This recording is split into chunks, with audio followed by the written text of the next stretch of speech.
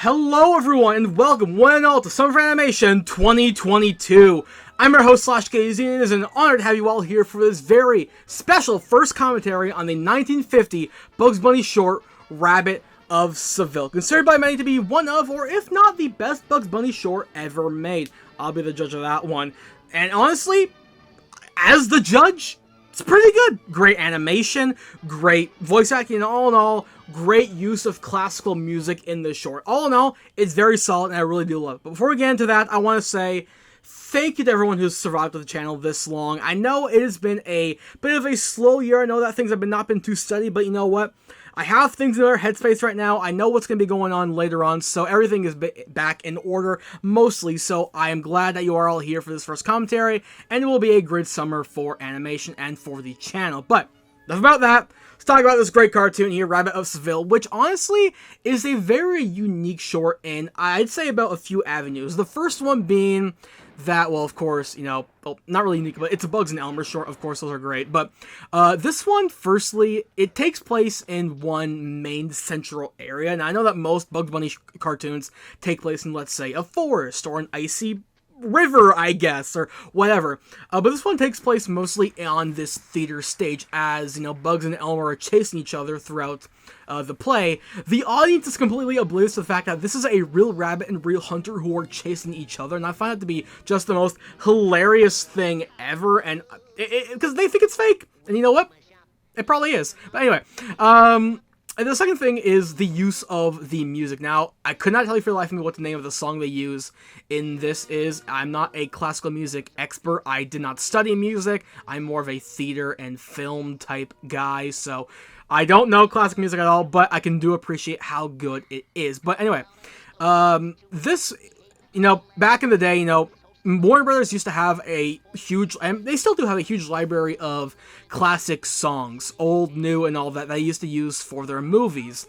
And in fact, when they first started making animated cartoons in the Golden Age, they ran, of course, Looney Tunes and Merry Melodies. Merry Melodies because they had access to all the music and they wanted to use it in some big place, kind of like Disney's Silly Symphonies at the time as well.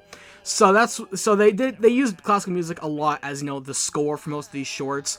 And, you know, while yes, it's more music of the time, a lot of this is very, you know, memorable through the ages, like the song they play here, which I don't remember the name. You'll see it probably on screen, but it's one of the songs that whenever you hear it, you're like, oh yeah, this is a good stuff, and it's great, and I just love it. But anyway, third of all, the big thing is that you know, of course, we have Mel Blanc doing the voice of Bugs Bunny and whatever his name does, Elmer. I think his name is Albert. I don't know. Again, you'll see it, but Mel Blanc does the voices here, and I just want to say though, Mel Blanc, if you don't appreciate Mel Blanc, why? Bugs, he pretty much basically voiced everyone's childhood for an entire generation, and he's just fantastic. And of course, this gag here, the freaking Bugs massaging Elmer's scalp gag is probably one of the best things ever. Like yeah, you've seen memes of it, you've seen everything around it, and it's fantastic. And of course, he's making fruit salad out of the head. Okay, Bugs, where's he getting that fruit from? Does he have a fruit cart offset? Like, I don't know what's going on. Like, what are you doing, Bugs? You crazy rascal, you fruit salesman, door-to-door fruit salesman.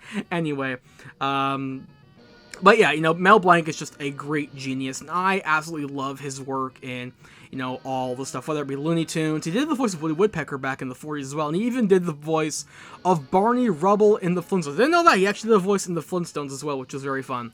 So all in all, Mel Blanc is great, and even today, people regard him as like one of, or if not the best voice actor of all time. And you know what? I agree, he's fantastic. Now, yes, there are other great ones too, like Jeff Bergman, who replaced him as Bugs Bunny in the current shorts. And of course, we have, you know, Rob Paulson, Maurice LaMarche, and stuff like that, who are all still very good people. D. Bradley Baker, of course, as well.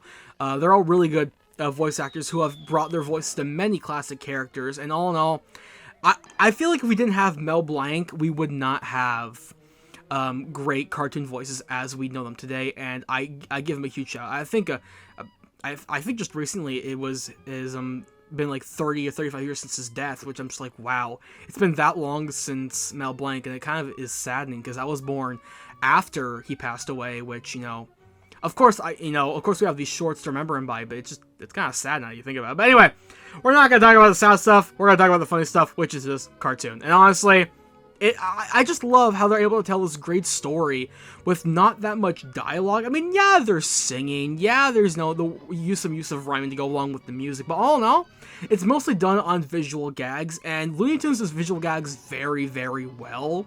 You know, even if some don't usually stick the landing, they usually, at 95% of the time, they do them really, really well, and I really do like, you know, most of the gags, because, you know, it's fantastic. So even if you can't really hear, you can have a good time with Bugs' mini lawnmower. This is what it's for. We're all for Bugs' mini lawnmower and his beauty clay. What the? Beauty clay? Did he just make a concrete sidewalk on his face? That must hurt like hell. My God, Bugs, you are a little sadistic boy, aren't you? You're playing like a Sweeney Todd type character. I don't know how to feel about that, but either way, this is great, yeah. And of course, I'll talk about the animation as well, because, you know, it is summer of animation. The animation here, of course. Oh, no, don't like that.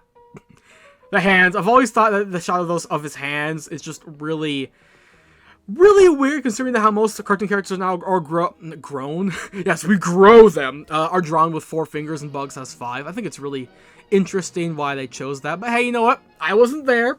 I wasn't there in the 50s, so I can't really say that, but the animation here is fantastic. It is fluent, it is great, it is gorgeous, and you see that Chuck Jones took his time and effort into all these shots. And you know what?